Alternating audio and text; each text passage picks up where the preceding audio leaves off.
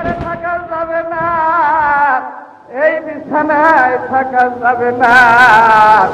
ইচ্ছায় আর অনিচ্ছায় হোক আপনাকে একদিন বিদায় নিতেই হবে। তাই মেয়েরা আমার ওই বিদায় বেলায় বাড়ি যাবে না, ওই বিদায় বেলায় ছেলে সাথী হবে না, ওই বিদায় বেলায় যে সাথী হবে না, স্ত্রী পুত্র পরিবার পরিজন কেউ সাথী হবে না। তখন কি নিয়ে যাবে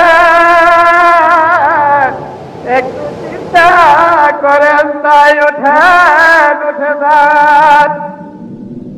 এই দুনিয়ায় আমরা ক্ষণিকের জন্য আসলাম, আর দুনিয়ার মায়ায় দুনিয়ার প্রেমে মত্ত হইয়া ওই মাওলাকে কেমন করে ভুলে রইলাম। তাই ওঠেন, ওঠেন, ওঠেন, উঠে যান।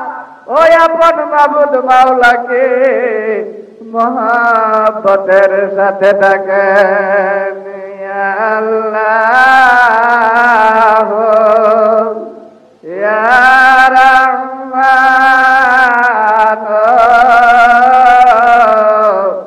ইয়া রহিম, ইয়া আল্লাহ।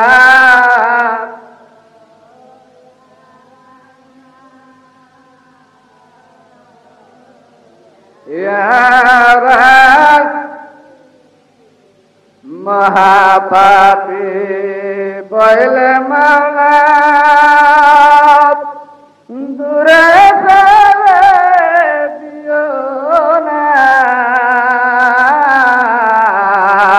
অপরাধী বলে মাওলা দূরে ফেলে দিও না, গুনাহগার বলে মাওলা দূরে ফেলে দিও না। ইয়া আল্লাহ, ইয়া রহমান, ইয়া রহিম, ইয়া আল্লাহ, ইয়া রহমান, ইয়া রহিম। অপরাধী বলে মাওলা দাও যদি দূরে ফেলে,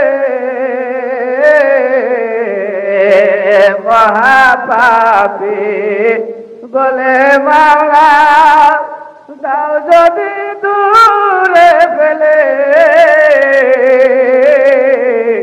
কে আর ডাকিবে তোমার রহমান রাহিম বলে। আল্লাহ, ইয়া রহমান, ইয়া রহিম, ইয়া আল্লাহ, ইয়া রহমান, ইয়া রহিম।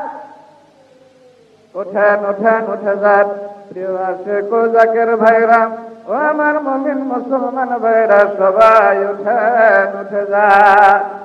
এই সময় রহমতের সময়, এই সময় নিয়ামতের সময়, এই সময় মহামূল্যবান সময়, এই সময় আতার মাবুদের সাথে প্রেমের সেতু বন্ধন তৈরি করে নেওয়ার সময়। তাই সবাই ওঠেন, উঠে যান। প্রিয় আশিক ও জাকের ভাইরা, ও আমার মুমিন মুসলমান ভাইরা, সবাই ওঠেন। এই রহমতের সময় নবী রাসূলরা ঘুমাইতেন না, এই রহমতের সময় ওলিয়া উলিয়াগণ কেউ ঘুমায় না। এই রহমতের সময় আসে ঘুমাইতে পারে না, এই রহমতের সময় জাকের ঘুমাইতে পারে না, তাই সবাই ওঠে। এই রহমতের সময় মাওলা দুনিয়ার নিকটবর্তী আসমানে হাজির হইয়া মাওলা তার নিজেই কুদরতি জবান দিয়ে ডাকে, কে আছো বান্দা গুনাহগার।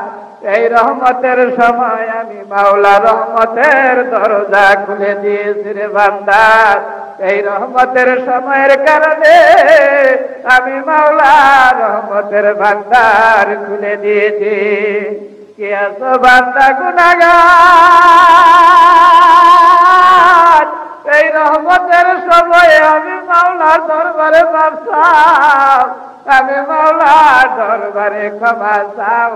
আমি মাওলা তোমার জীবন জিন্দেগির গুনাহগুলি মাফ করে দিব। মাওলা আরো ডেকে ডেকে বলেন, কে আছো বান্দা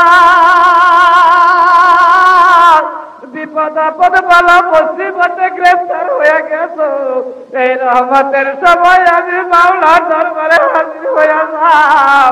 আমি মাওলা রহমতের ভান্ডারে খুলে দিয়েছি, আমি মাওলা রহমতের দরজা খুলে দিয়েছি রে বান্দা।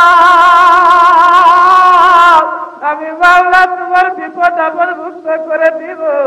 মাওলা আর ডাকেন, কে আছো বান্দা অভাব অনটনে গ্রেফতার হয়ে গেছো, এই রহমতের সময় আমি মাওলা রহমতের ভান্ডার খুলে দিয়েছি।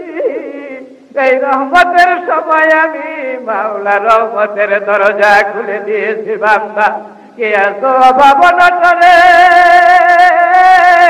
এই রহমতের সময় উঠে যাও। আমি মাওলা তোমার অভাব অনটন দূর করে দিব।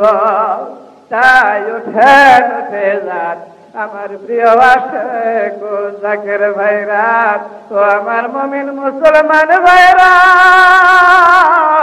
যারা বিপদ আপদ বালা মুসিবতে গ্রেফতার হয়ে গেছেন, যারা রোগে সুগে ভুগতেছেন, যারা অভাব অনটনে আছেন, এই রহমতের সময় উঠে যান, এই রহমতের ফায়দার মুরাকাবায় বসে যান।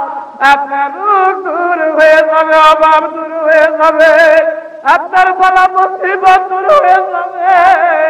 তাই আমাদের খুব হারাম করে দেয়, আরামের বিছানা ছেড়ে দেন, মন ঘুমায় না রে, নাম জপ মাওলা। একবার ঘুমাইও রে মন, কবর মাজার মন ঘুমায় না রে, ও মন ঘুমায় না রে,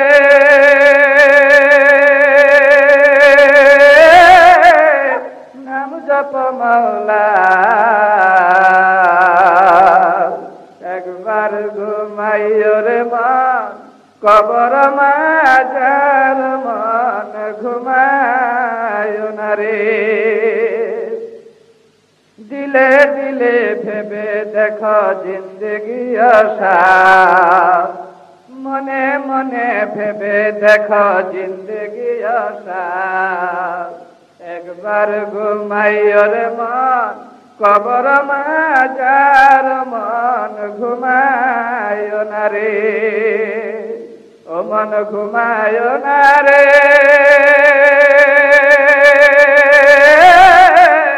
নাম জপ মাওলা। একবার ঘুমাইও রে মন, কবর মাজার মন ঘুমায় না রে। সাত মুলুকের বাদশা ছিলেন শাহ সিকান্দার, সাত মুলুকের বাদশা ছিলেন শাহ সিকান্দার।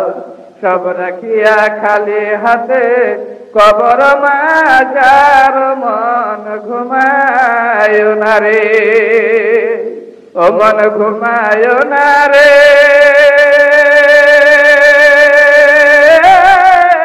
নাম জপ মাওলা।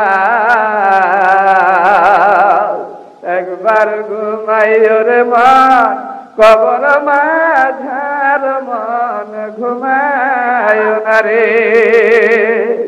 দিলে দিলে ভেবে দেখো জিন্দেগি আসার, মনে মনে ভেবে দেখো জিন্দেগি আসার। একবার ঘুমাইও রে মন, কবর মাঝার মন ঘুমায় না রে। সাতটা মুরুদ ছিল বাদশা নামজাদার, সাতটা মুরুদ ছিল বাদশা নামজাদার। সব রাখিয়া পয়রা রইল কবর মাঝার মন ঘুমায় না রে। ও মন ঘুমায় না রে, নাম জপ মওলা